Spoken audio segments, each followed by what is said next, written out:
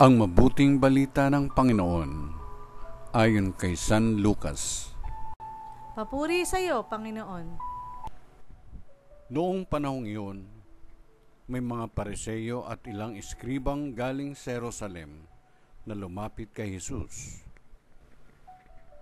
Nakita nila na ang ilan sa mga alagad ni Jesus ay kumain ng hindi muna naghugas ng kamay, sa paraang naayon sa turong minana nila.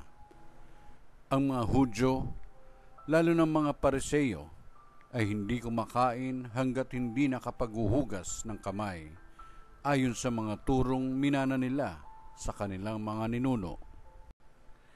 Hindi rin sila kumakain ng anumang galing sa palengke nang hindi muna ito inuhugasan, at marami pang ibang minanang turo ang kanilang sinusunod.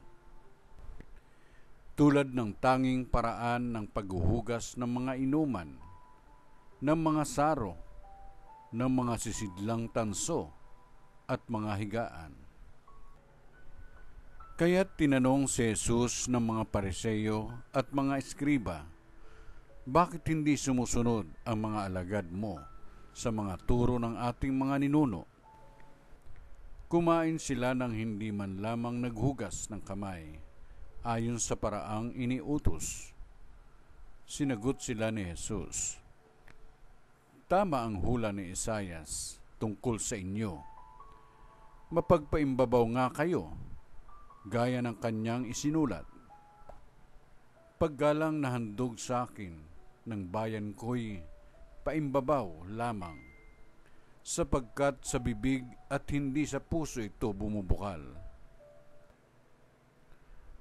Pagpurit pagsambang ginagawa nila'y walang kabuluhan.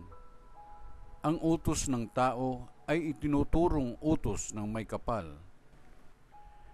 Niwawalang kabuluhan nga ninyo ang utos ng Diyos, at ang sinusunod ninyo'y ang turo ng tao.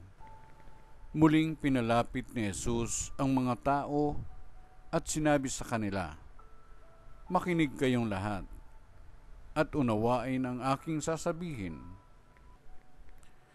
Hindi ang pumapasok sa bibig ng tao ang nakapagpaparumi sa kanya sa mata ng Diyos, kundi ang mga nagmumula sa kanya. Sapagkat sa loob, sa puso ng tao, nagmumula ang masasamang isipang nag-uudyok sa kanya na makiapid, magnakaw, pumatay, mangalunya, magimbot at gumawa ng lahat ng kabuktutan, tulad ng pandaraya, kahalayan, pagkainggit, paninirang puri, kapalaluan, at kahangalan. Ang lahat ng ito'y nanggagaling sa puso ng tao at siyang nagpaparumi sa kanya. Ang mabuting balita ng Panginoon. Pinupuri ka namin, Panginoong Jesucristo.